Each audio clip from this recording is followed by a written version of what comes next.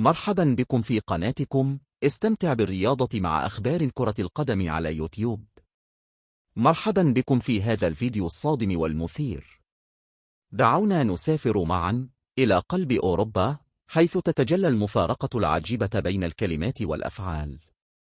ألمانيا، البلد الذي لم يتوانى عن توجيه الانتقادات اللاذعة لقطر بسبب تنظيمها لكأس العالم 2022، تقف اليوم في موقف لا تحسد عليه بعد فشلها المدوي في تنظيم بطولة أوروبا 2024. كيف لدولة كانت تتباهى بكفاءتها ودقتها أن تتعثر في تنظيم حدث رياضي كبير كهذا؟ هل كانت انتقاداتهم لقطر مجرد شعارات جوفاء؟ استعدوا لسلسلة من المفاجآت والصدمات، ونحن نكشف لكم القصة الكاملة وراء الفشل الألماني في يورو 2024. هيا بنا نبدأ. أولاً، نبدأ بالفضيحة الكبرى. شهد ملعب سيجنال إيدونا بارك التابع لنادي بروسيا دورتموند سقوط شلالات من المياه على رؤوس الجماهير، مما أدى إلى تفرق الجماهير من مقاعدهم وتشتت انتباههم عن المباراة. وكانت الطرق البدائية لتصريف المياه باستخدام الشطافات اليدوية سبباً في سخرية عارمة.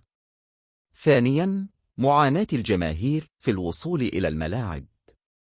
واجهت ثلثي الجماهير التي حضرت إلى ألمانيا مشكلة التأخير الكبير في شبكة القطارات والمواصلات، مما أدى إلى تعثر وتأخير وصول نسبة من الجماهير إلى الملعب في التوقيت المناسب. ومع توزيع المباريات على 10 مدن، برزت هذه المشاكل بشكل واضح، مما اضطر بعض الجماهير إلى حجز تذاكر سفر لمسافات طويلة لتضمن وصولها من ملعب إلى آخر. ثالثاً، فوضى ومشاجرات وعمل عنف. بدأ مسلسل الفوضى في مباراة إنجلترا وصربيا، حيث بدأت المشاجرات بين المشجعين بتحطيم الحانات والمطاعم والتراشق بالكراسي، ثم انتقلت حمى الفوضى إلى الملاعب، خاصة في مباراة تركيا وجورجيا، حيث بدأت شرارة المواجهة خارج الملعب واستمرت إلى داخل الملعب بين أنصار الفريقين. وفشلت قوات الأمن في وقف الاشتباكات، وعجزت عن وقف النزاعات بين أنصار الفريقين. رابعاً، ظاهرة نزول الجماهير إلى أرض الملعب. شهدت بعض المباريات توقفاً متكرراً بسبب نزول الجماهير إلى أرض الملعب، خاصة في مباراة البرتغال وتركيا، حيث توقفت اللعبة 4 مرات بسبب هذه الحوادث.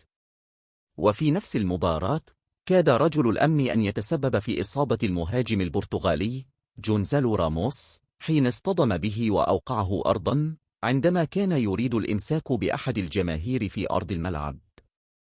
بسبب هذه الأزمات، لم يتردد النقاد في مقارنة تنظيم ألمانيا لبطولة أوروبا 2024 بتنظيم قطر، مما أثار انتقادات حادة من وسائل الإعلام العالمية.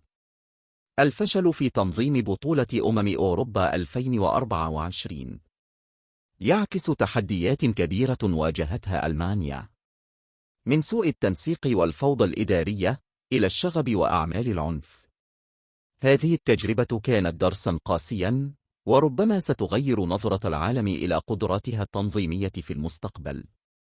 يبقى السؤال: هل ستتمكن ألمانيا من استعادة ثقتها وإعادة بناء سمعتها في الأدوار المتقدمة، أي من الدور 16 للبطولة، أو في مجال تنظيم الأحداث الرياضية في المستقبل؟ الزمن وحده كفيل بالإجابة عن هذا السؤال. شاركونا تعليقاتكم وآراءكم في قسم التعليقات أدناه. إذا أعجبكم الفيديو، لا تنسوا الضغط على زر الإعجاب والاشتراك في القناة لمتابعة المزيد من المحتوى المميز عن عالم كرة القدم. شكراً لكم على المشاهدة.